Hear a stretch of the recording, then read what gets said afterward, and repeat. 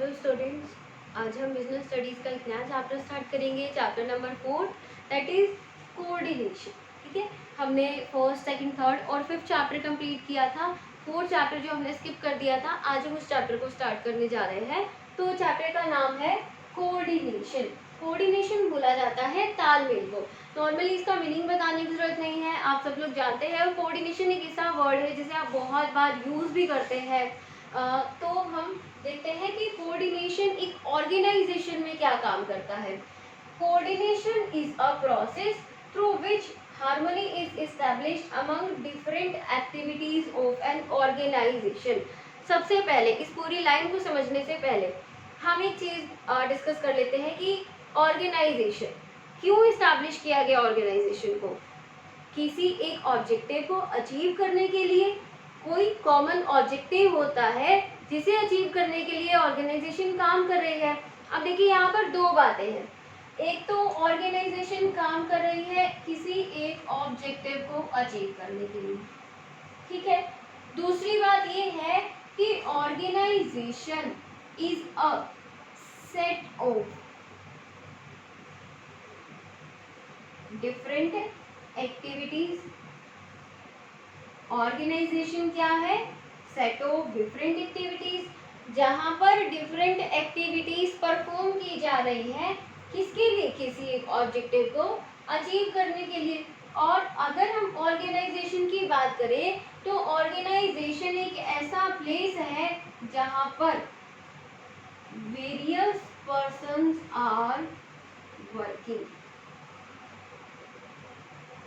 जहां पर अलग अलग लोग काम कर रहे हैं। तो यहाँ पर ऑर्गेनाइजेशन से रिलेटेड हमने तीन चीजें देखी। सबसे पहला, ऑर्गेनाइजेशन काम करती है किसी ऑब्जेक्टिव तक जाने के लिए। दूसरा, ऑर्गेनाइजेशन में अलग अलग एक्टिविटीज को परफॉर्म किया जा रहा है। तीसरा, ऑर्गेनाइजेशन में अलग अलग लोग काम कर रहे हैं। अब देखिए यहाँ पर कोऑर्डिनेशन की जरूरत क्यों बनेगी।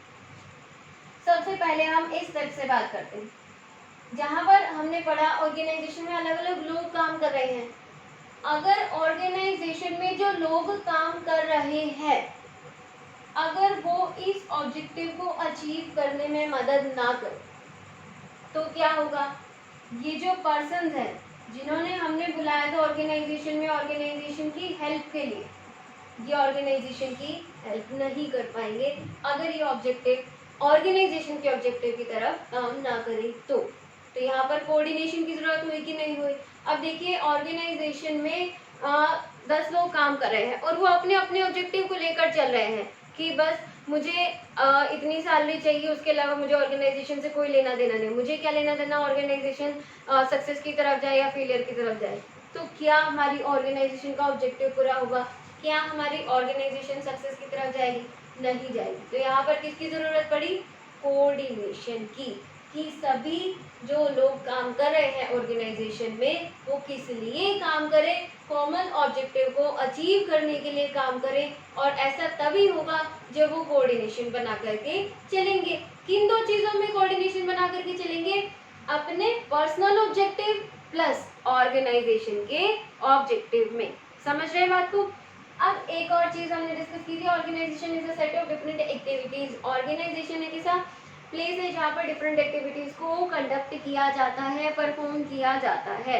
अब जो अलग अलग एक्टिविटीज परफॉर्म की जा रही है, अगर वो भी ऑब्जेक्टिव के तरफ ना जा पाए तो क्या होगा? ऑर्गेनाइजेशन फेलियर की तरफ जा रही है। तो ये जो एक्टिविटीज है इनमें भी कोऑर्डिनेशन होना जरूरी है। अब देखिए हमारी जो ऑर्गेनाइजेशन है ना, उसमें अलग अलग डिपार्टमेंट्स होते हैं, ठीक है।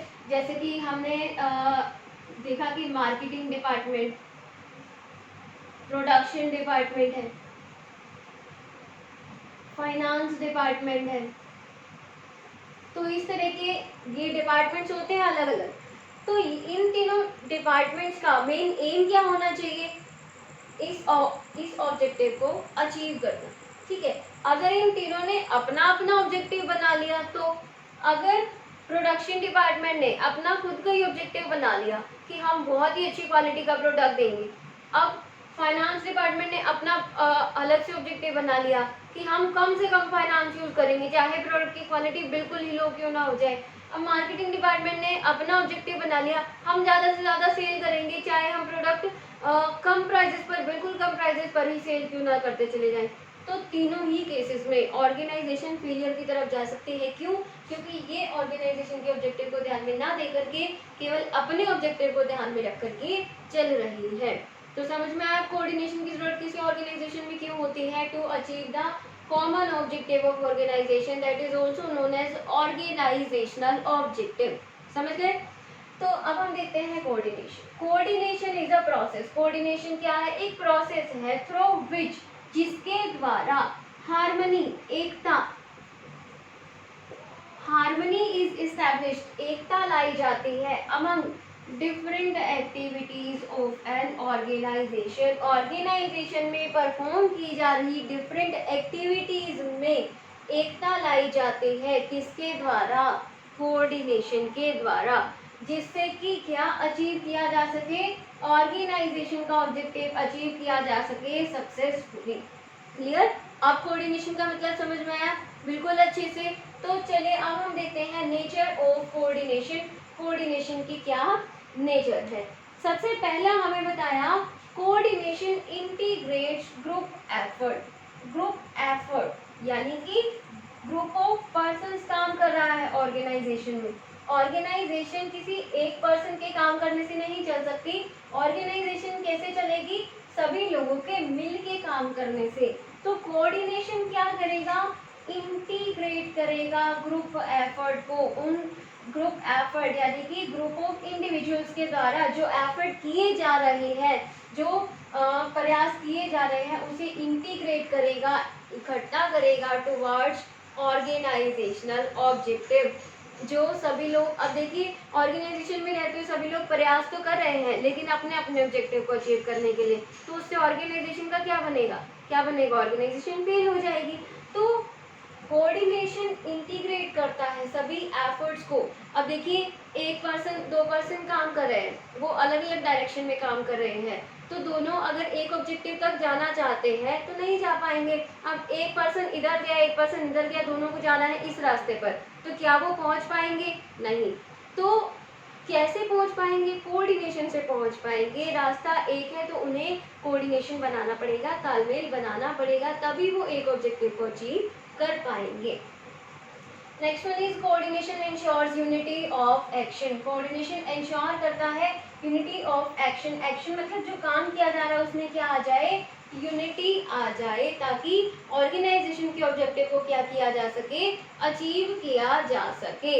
यानी कि सभी लोग जो काम कर रहे हैं वो कॉमन गोल को ध्यान में रखें, अदरवाइज ऑर्गेनाइजेशन सक्सेस की तरफ नहीं जा पाएगी। और ये किससे हो सकता है? किसकी हेल्प से हो सकता है?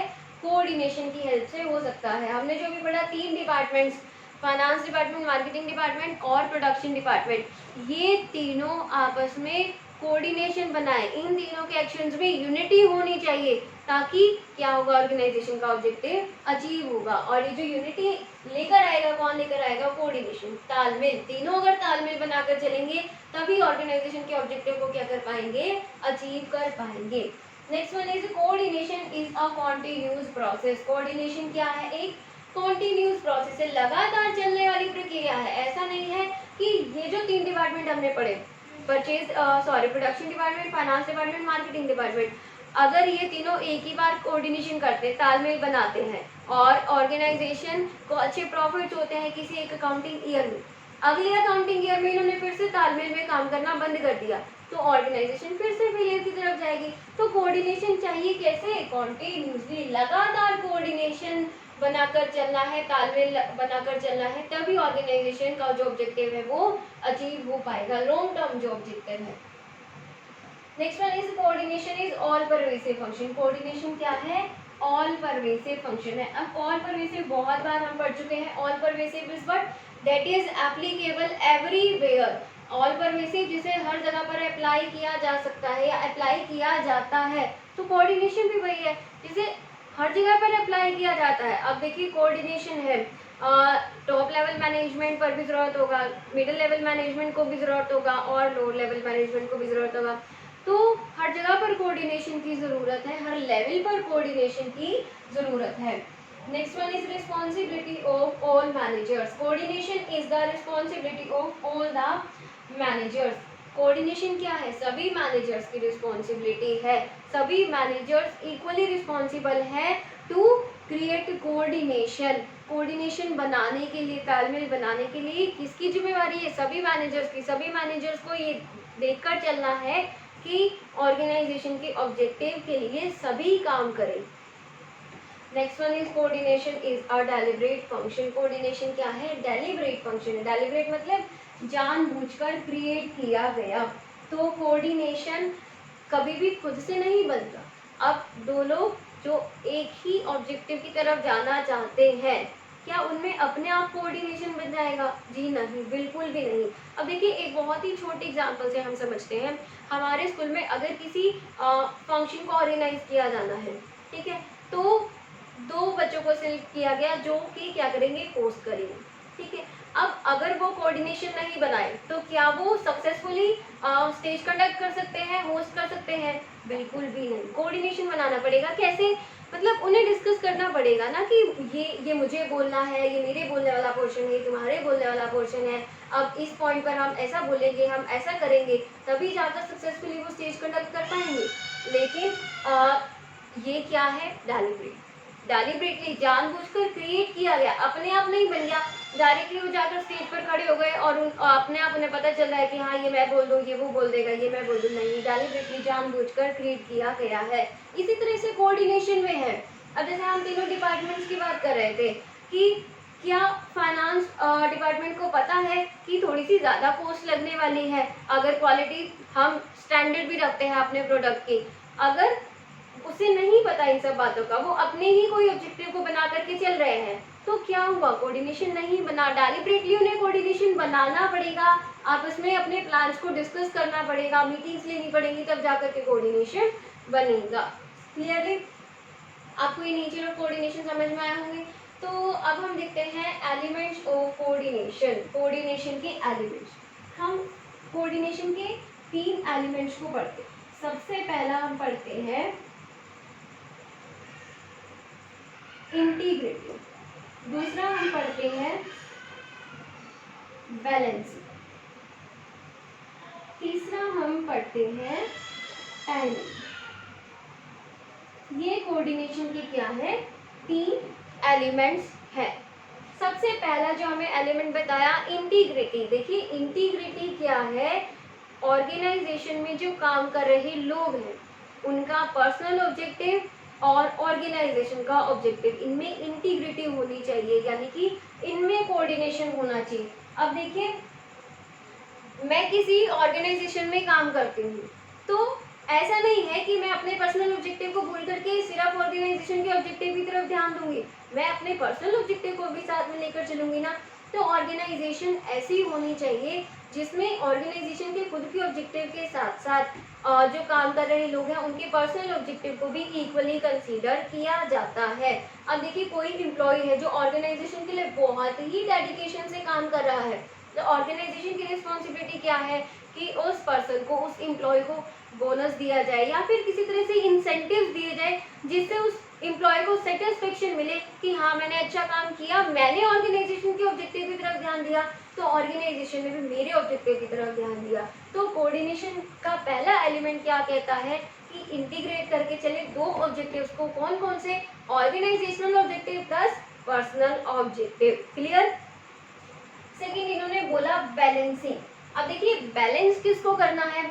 ऑर्गेनाइजेशन के जितने भी रिसोर्सेज हैं, ऑर्गेनाइजेशन के पास जितने भी संसाधन हैं, उन सबको इक्वली बांटा जाए, जितनी भी एक्टिविटीज हैं उनमें। अब देखिए, ऑर्गेनाइजेशन के पास जो लगा लीजिए फाइनेंस है, ठीक है, अब एक्टिविटीज कर रहे हैं हम 5 तरह की, तो जो भी हम काम कर रहे हैं उसमें फाइनेंस की जरूरत तो होती ही है। तो फाइनेंस को इक्वली डिस्ट्रीब्यूट किया जाए, रिसोर्सेज को इक्वली डिस्ट्रीब्यूट किया जाए सभी एक्टिविटीज के लिए, तभी कोऑर्डिनेशन बनेगा। तो सेकंड एलिमेंट ने हमें क्या बताया? बैलेंसिंग करना है, यानी कि रिसोर्सेज को इक्वली डिस्ट्रीब्यूट करना है सभी एक्टिविटीज में। क्लियर? अब इसके बाद लास्ट हमें एलिमेंट बताया टाइमिंग।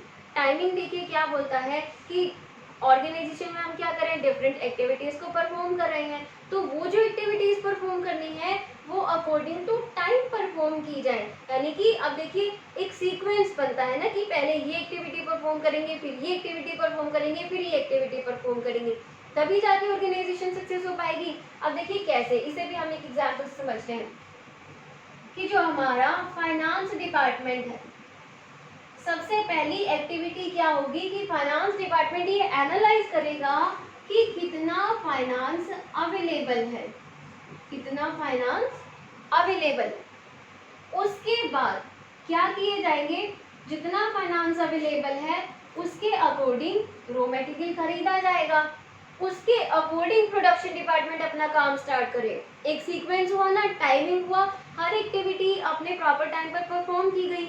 अगर देखिए ऐसा होता कि प्रोडक्शन डिपार्टमेंट ने काम करना चालू कर दिया, उन्होंने अपने ऑब्जेक्टिव्स बना लिए, अपने प्लान सेट कर लिए और अपना काम स्टार्ट कर दिया, उसके बाद बेचारे फाइनेंस डिपार्टमेंट वाले देख रहे कि हमारे पास कितना फाइनेंस है, पैसे गिन रहे हैं वो, तो सीक्वेंस नहीं बना, टाइमिंग नहीं बना, और जो प्रोडक्शन डिपार्टमेंट है हमारा, उन्होंने पहले ही प्लान सेट कर लिए, तो ऐसे में क्या कोऑर्डिनेशन होगा, क्या ऑर्गेनाइजेशन की सक्सेस पॉसिबल है? जी नहीं। तो क्या बोला इन्होंने, हर एक एक्टिविटी के लिए प्रॉपर टाइम होना चाहिए, हर एक एक्टिविटी जो हम परफॉर्म कर रहे हैं वो सीक्वेंस वाइज होनी चाहिए, अदरवाइज ऑर्गेनाइजेशन की जो सक्सेस है वो पॉसिबल नहीं होगी। तो आई होप आपको ये जो एलिमेंट्स है कोऑर्डिनेशन के वो समझ में आए होंगे। इस वीडियो लेक्चर में हमने देखा मीनिंग ऑफ कोऑर्डिनेशन, किसी ऑर्गेनाइजेशन में कोऑर्डिनेशन की क्या ज़रूरत होती है, फिर हमने देखे नेचर ऑफ कोऑर्डिनेशन और हमने देखे elements of coordination. Next video lecture में हम कोशिश करेंगे कि इस चैप्टर को कंप्लीट कर दें। तब तक के लिए बने रहिए हमारे चैनल के साथ, स्टडी करते रहिए। Thank you.